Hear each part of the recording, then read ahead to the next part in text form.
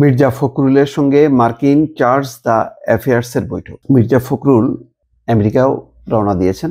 তার আগে এই বৈঠকটি মার্কিন দূতাবাসের ভারপ্রাপ্ত রাষ্ট্রদূত তার সঙ্গে এই বৈঠক।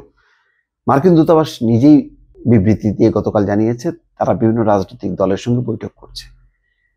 সাবজেক্ট কি বলছে যে বোঝাপড়া, কিন্তু আমরা জানি যে মার্কিন যুক্তরাষ্ট্রের এগুলি হলো টেকনিক্যাল বক্তব্য, এর আড়ালে তাদের বার্তা আছে। নতুন মার্কিন প্রশাসন, এখন জো বাইডেন প্রেসিডেন্ট না, ডোনাল্ড ট্রাম্প ক্ষমতায়, তার দৃষ্টিভঙ্গি, তার কূটনীতি, তার সমস্ত কিছু আলাদা।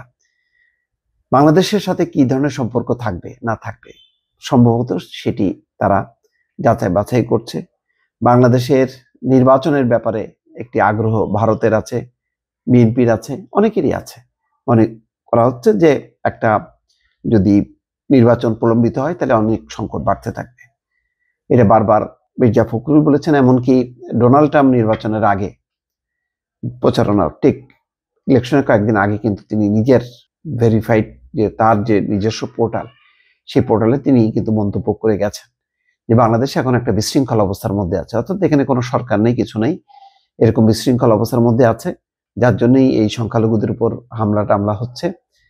তো তার মানে হচ্ছে এখানে একটা ধারাবাহিক সাংবিধানিক বা শাসনতান্ত্রিক কোনো শাসন নেই এই মুহূর্তে, অন্তর্বর্তী আছে।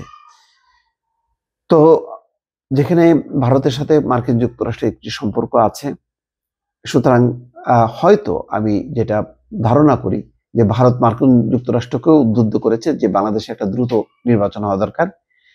ডক্টর ইউনূসকে ক্ষমতায় রেখে তারা স্বস্তি বোধ করছে না, এবং তাদের কিছু বক্তব্য, কিছু আচরণ সেগুলো বলছেন, যেমন স্বরাষ্ট্র উপদেষ্টা বলেছেন যে এবার সীমান্তে বিজিবি আর বিএসএফ এর যে বৈঠক হবে তাতে বাংলাদেশের টোন থাকবে অন্যরকম।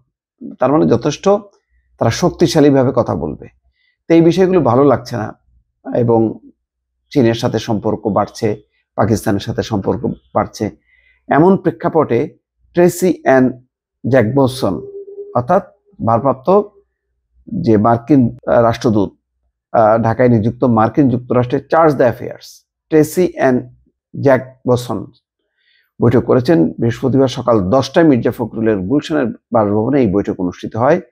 সেখানে আরো উপস্থিত ছিলেন আমির খসরু মাহমুদ চৌধুরী, তারপরে শামা ওবায়েদ।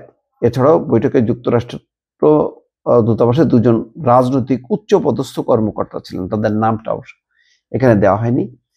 তো সব মিলে আমার ধারণা যে এর পেছনে মার্কিন যুক্তরাষ্ট্র বোঝার চেষ্টা করছে যে রাজনৈতিক দলগুলো কি চায়, মনোভাব বোঝার চেষ্টা করছে। সেই বক্তব্যগুলো তারা হয়তো তাদের নতুন প্রশাসনকে জানাবে। আবার নতুন যে মার্কিন পররাষ্ট্র প্রশাসন, তাদেরও বার্তা সেটাও হয়তো তারা পৌঁছে দেবে বিএনপির কাছে। সব মিলিয়ে এই বৈঠকগুলো অত্যন্ত গুরুত্বপূর্ণ বলে অনেকে মনে করছেন। দর্শক ভালো থাকবেন, আল্লাহ হাফেজ।